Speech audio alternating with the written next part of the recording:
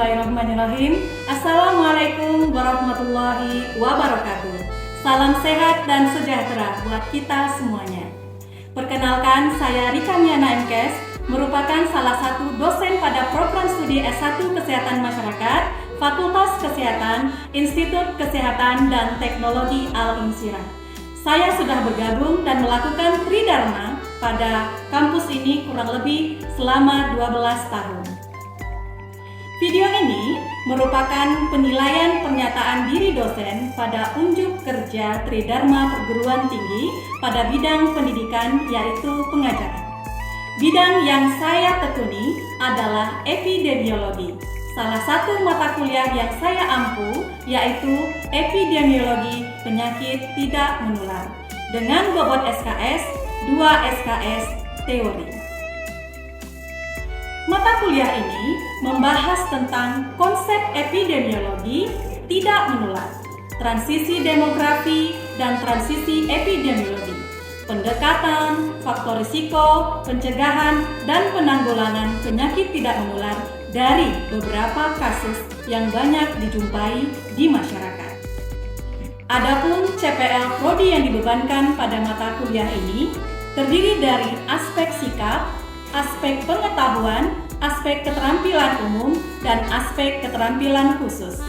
Adapun pada aspek sikap, terdapat pada CPL 1, 6, 8, 9, berupa bertakwa kepada Tuhan Yang Maha Esa, dan mahasiswa mampu menunjukkan sikap religius, bekerja sama dan memiliki kepekaan sosial serta kepedulian terhadap masyarakat dan lingkungan, menginternalisasi nilai norma dan etika akademik, menunjukkan sikap bertanggung jawab atas pekerjaan di bidang keahliannya secara mandiri. Adapun aspek pengetahuan terdapat pada CPL 1 dan CPL 2, di mana mahasiswa menguasai konsep teoritis dan kajian bidang ilmu epidemiologi penyakit tidak menular, menguasai konsep dan analisis untuk bidang pengetahuan pada bidang epidemiologi secara khusus untuk mampu memformulasikan penyelesaian masalah kesehatan secara prosedural.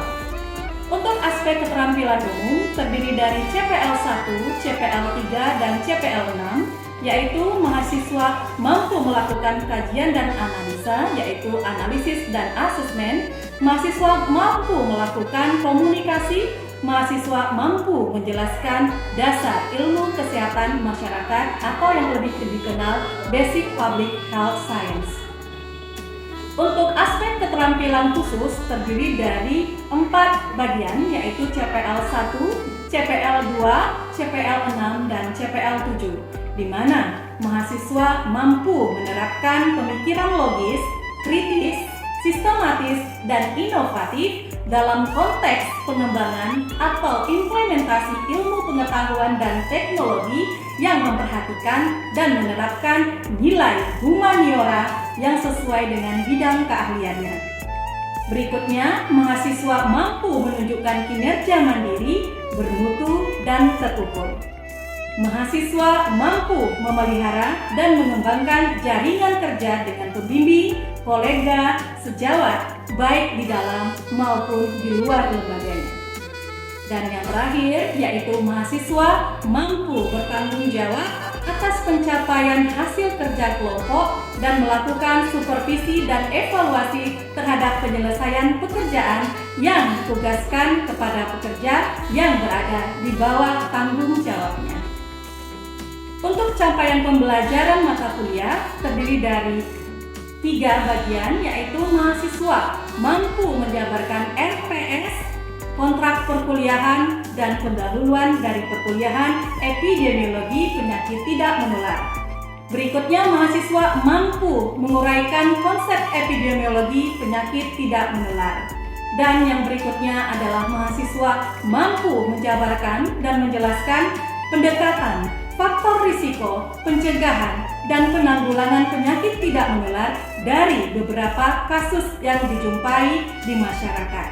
Dari capaian pembelajaran yang sudah saya sampaikan tadi, maka akan timbul 14 sub-CPNK. Dari beberapa penyakit atau kasus berupa tumor dan kanker, stroke hemoragik dan non-hemoragik, diabetes mellitus, penyakit hipertensi dan aterosklerosis, penyakit jantung koroner, defisiensi gizi dan stunting, penyakit osteoporosis, demensia Alzheimer, asma dan PPOM, kecelakaan lalu lintas, penyakit psikosis, dan penyakit anemia.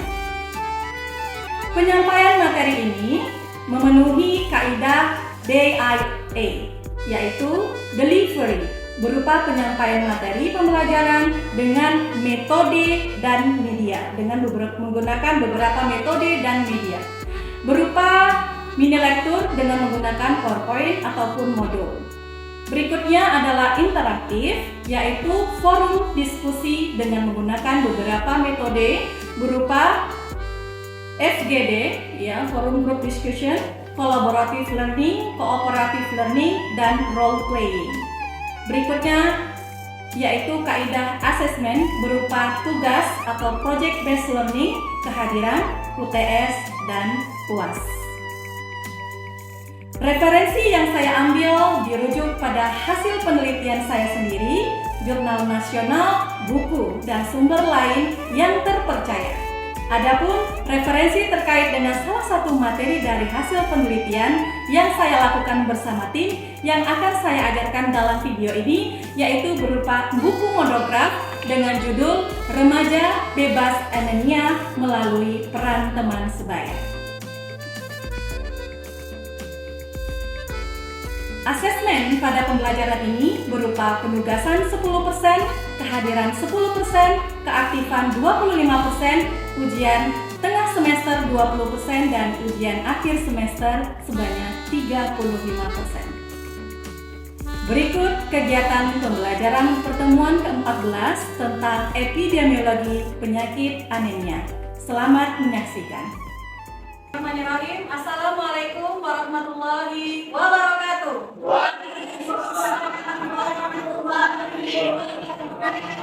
Selamat siang dan salam sehat buat kita semua.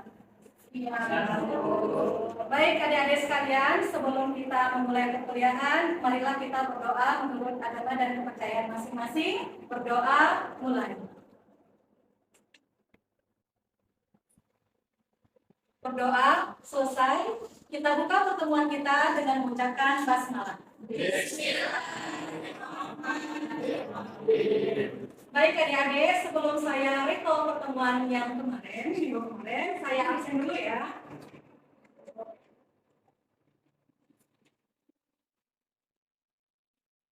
Amelia Putri, Amir Yasir, Ayu Luciana Putri, ya. Befat Akbar, Daniel Yerusalem Mulkom, Dharma Wansha, Dela Romita Aulia, Diva Anggraini, Hairani Anissa, Maisa Nuriani, M. Haris Atila. Oke, baik adik-adik, pelajaran minggu kita kemarin apa?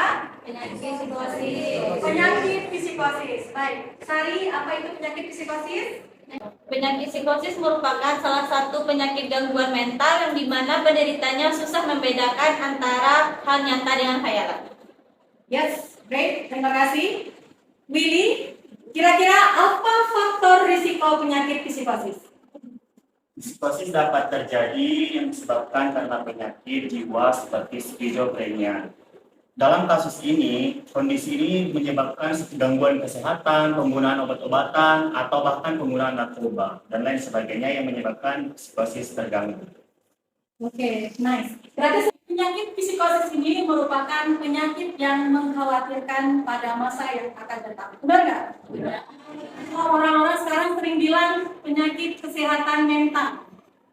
Sikit-sikit mental, sikit-sikit mental. Makanya ini menjadi penyakit yang mengkhawatirkan di masa yang akan datang. Ya, jangan sampai nanti putus cinta kena mental. Jadi harus kuat mental. Kuat mental. Siap untuk menerima pelajaran hari ini? Siap. Oke, pelajaran kita pada hari ini yaitu mengenai anemia. anemia. Siapa yang sudah pernah mendengar anemia? Anemia tersebut, Bu, apabila terjadi penderita tersebut mengalami kekurangan darah merah, sel darah merah, dan lebih banyak sel darah putih, Bu. Siapa yang mau menambahkan? Anemia itu apa? Sama nggak kira-kira kekurangan darah dengan darah rendah? Sama nggak? Apa bedanya? Silakan. Anemia kekurangan sel dalam darah.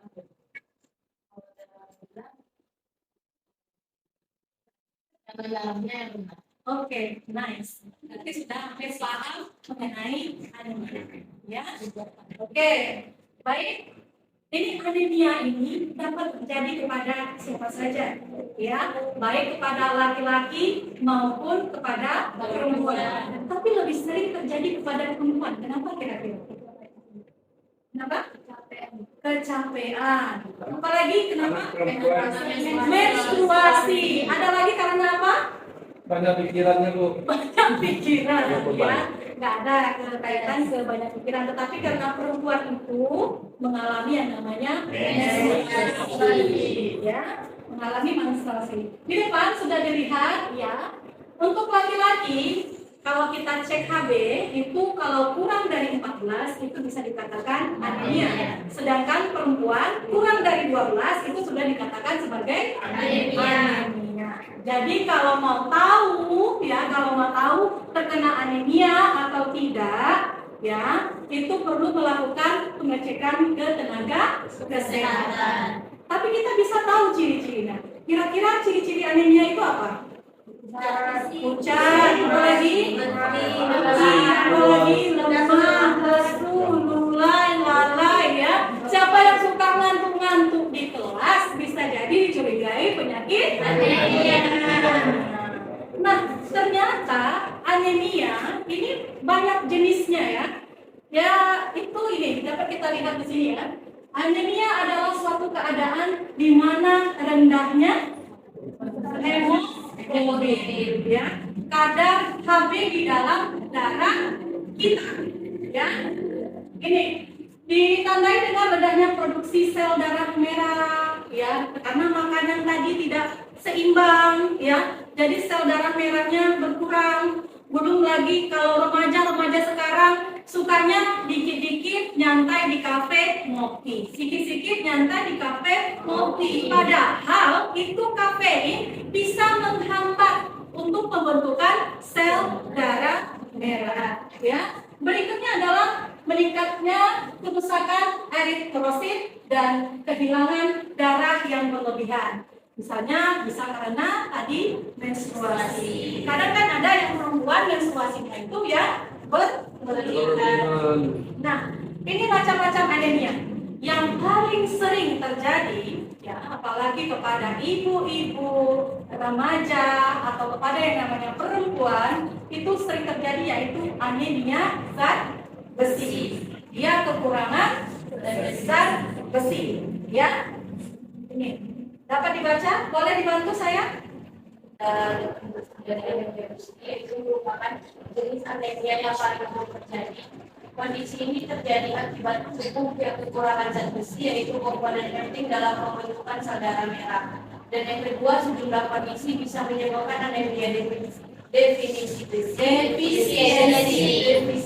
besi, termasuk pola makan rendah zat besi, kehamilan, perdarahan kronis seperti akibat luka di saluran cerna atau menstruasi, gangguan penyerapan zat besi, efek samping obat-obatan hingga penyakit tertentu seperti kanker, radang usus dalam, usus dan biom.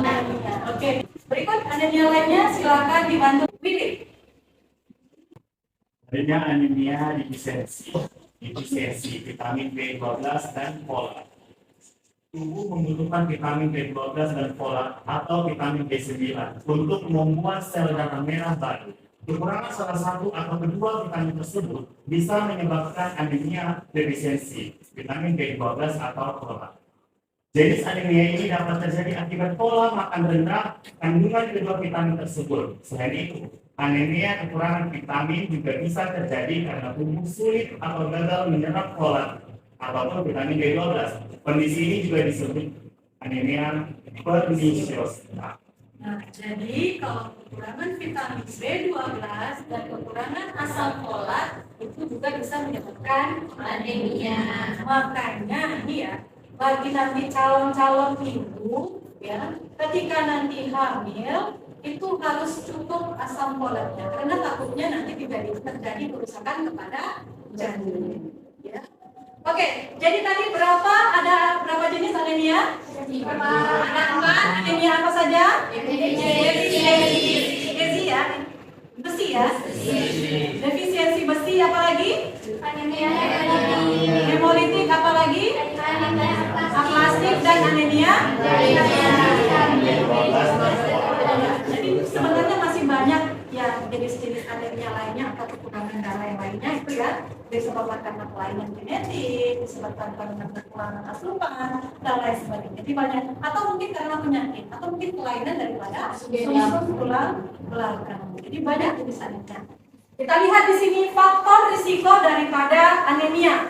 Coba dilihat di papan ini ya, yaitu status gizi yang dipengaruhi oleh pola makanan. Apalagi yang saya katakan tadi, remaja suka nongkrong-nongkrong di kafe, ngopi, ya. Tiada hari tanpa kopi, tanpa disadari kopi itu bisa memperlambat penyerapan daripada zat besi.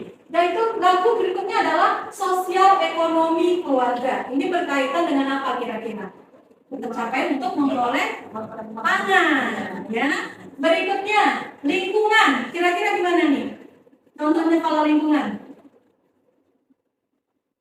pergaulan, ya, yang apalagi kalau dilihat teman-temannya suka junk food, pada suka junk food semuanya, suka ngopi, ya, tadi ya, suka ngopi, ya. Lalu adalah status kesehatan itu berkaitan dengan keturunan tadi, ya, berkaitan dengan kelainan sumsum tulang belakang dan lain-lain. Ya, yang penting berkaitan dengan status kesehatan. Nah, bagaimana pencegahan dan penanggulangan daripada anemia ini? Kita lihat di sini adalah meningkatkan konsumsi zat besi dari makanan. Jadi carilah sumber-sumber zat besi, tidak harus mahal, ya, bagi yang perempuan, ya, apalagi nanti ketika menstruasi sebaiknya mengkonsumsi 1 hari 1 kali itu tablet FE, ya, walaupun mempunyai faktor risiko nanti berisiko nanti fesesnya bisa agak ini ya, agak keras, ya. Lalu warnanya juga agak berubah agak hitam, ya. Tapi sebaiknya memang itu dicegah, ya. Kita mengkonsumsi zat besi, ya, ataupun yang ini nomor 3 itu ya, suplemen zat besi, ya. Nah, penelitian terkait dengan anemia, ini ada beberapa penelitian terkait anemia yang saya lakukan, ya, di SMA Negeri 5, di mana didapatkan pada kenyataannya anemia itu ternyata sudah banyak terjadi pada remaja. Ya, anemia itu banyak terjadi pada remaja, dan remaja ini paling dekat dengan teman sebaya, benar nggak? Lebih suka ngobrol dengan teman sebaya dibandingkan dengan orang tua. Coba saya tanya di sini, lebih suka curhat sama teman apa sama orang tua? Teman. Atau suka searching atau gimana gitu ya? Tapi takutnya ini mendapatkan informasi yang salah mengenai anemia. Karena anemia ini harus kita cegah sejak dari dini. Calon-calon ayah, calon-calon ibu, ya, calon-calon ayah itu harus memperhatikan, ya, nanti calon istrinya lengkap untuk asupan zat besinya agar nanti menghindari anemia pada kehamilan. Sehingga nanti nggak ada lagi bayi-bayi di Indonesia yang lahir dengan stunting, ya. Oke, jadi kira-kira di sini dapat hasil penelitian yaitu ada pengaruhnya antara teman sebaya untuk mengurangi kejadian anemia pada remaja. Jadi ada pengaruhnya. Jadi di sini ada ditulis dalam bentuk buku, ya, kalau mau baca itu sudah ada di perpustakaan. Jadi silakan dibaca di perpustakaan bagaimana pengaruh, ya, remaja bebas anemia melalui peran. Oke, adik-adik, ada yang ingin bertanya tentang tentang materi yang telah disampaikan? Ada yang mau bertanya? Silakan.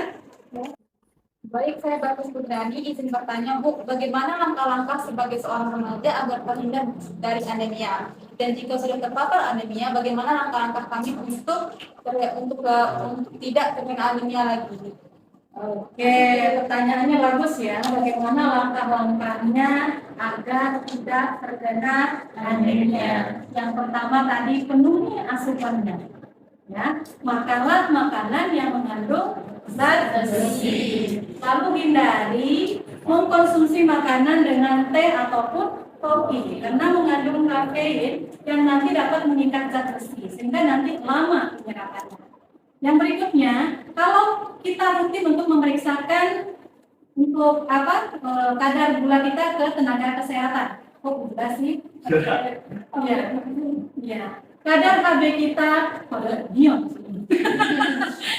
HB kita kepada tenaga kesehatan, terutama yang perempuan ya, periksa mau cek hemoglobin kita. Kalau kurang dari 12, berarti kita harus wanti, terutama kalau untuk menstruasi, apalagi menstruasi yang berlebihan, konsumsilah tablet besi.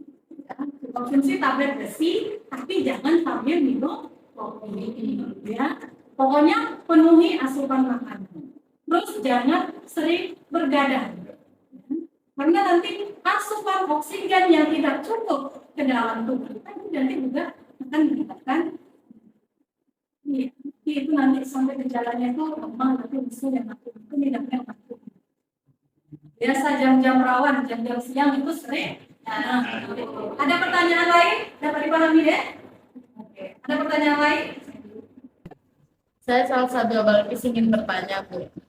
Komplikasi apa yang kemungkinan terjadi jika anemia tersebut tidak diatasi? Oke, pertanyaannya sangat bagus. Nah, kira-kira apa komplikasinya kalau kita sudah terkena anemia? Kira-kira apa nih? Tadi sel darah kita sudah rendah, kita ya, sel darah kita kurang, gitu ya. Terus kira-kira apa nanti komplikasinya kalau ini berlanjut terus menerus? Ya.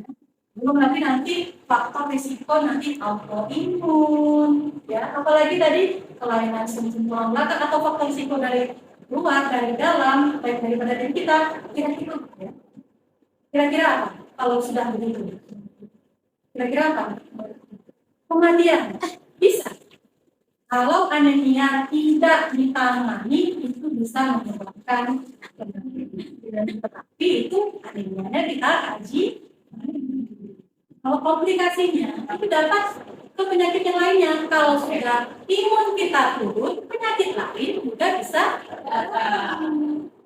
Ya, apalagi nanti kayak di ini ya kurangnya asupan oksigen ya, sehingga nanti hemoglobin itu enggak ini ya. Kalau menghasilkan sel darah merah tadi ya, makanya bisa kayak penyakit yang lainnya, jadi bisa komplikasinya bisa yang lain. Sama kalau seperti kita terkena diabetes, ya, kalau sudah terkena diabetes penyakit yang lainnya itu akan komplikasinya akan benar. Tapi sebenarnya anemia ini tidak menjadi masalah sekali kalau kita dapat tangani dengan jadi kalau komplikasinya apa ya? Kita dapat penyakit yang lain karena kondisinya kita kekurangan sel darah merah. Nah, kalau kelebihan leukosit atau sel darah putih itu juga nanti menyebabkan autoimun bisa terjadi. Jadi berbalik-balik dia. Ya. Ada lagi pertanyaan? Ada lagi pertanyaan? Dapat dipahami? Oke. Baik adik-adik sekalian, kita harus dapat menyimpulkan materi kita pada hari ini. Silakan saya tunjuk Rahmi untuk menyimpulkan materi kita pada hari ini. Baik, kesimpulan yang dapat saya ambil dari materi pada hari ini, anemia adalah kondisi di mana tubuh kekurangan sel darah merah sehat. Kemudian apa sih penyebabnya? Mungkin dari ada masalah pada sistem kekebalan tubuh, faktor genetiknya, terus mungkin juga ada riwayat penyakit. Kemudian gejala dari anemianya ada apa saja, mungkin dari kepalanya merasa pusing, kemudian badannya lemah, pusing, lesu, terus kulitnya terlihat pucat, dan ada kondisi di mana mudah mengantuk. Kemudian untuk faktor risiko dari anemianya tadi ada status gizi yang mungkin berasal dari makanan, kemudian sosial ekonomi keluarga, lingkungan, dan juga status kesehatan. Jenis-jenis anemianya tadi ada anemia defiensi besi, kemudian ada anemia hemolitik, kemudian ada anemia defiensi vitamin B12 dan folat, kemudian ada anemia aplastik. Untuk pencegahannya mungkin kita bisa mengkonsumsi makanan yang mengandung zat besi atau seperti suplemen zat besi, dan mengkonsumsi juga pangan hewani dalam jumlah yang cukup. Oke, baik, applause dulu ya buat Oke sekalian, ya, dengan akhirnya kesimpulan yang disampaikan oleh Hanwi Santika tadi, maka berakhir pula lah kegiatan perkuliahan kita pada hari ini. Ya, selamat bertemu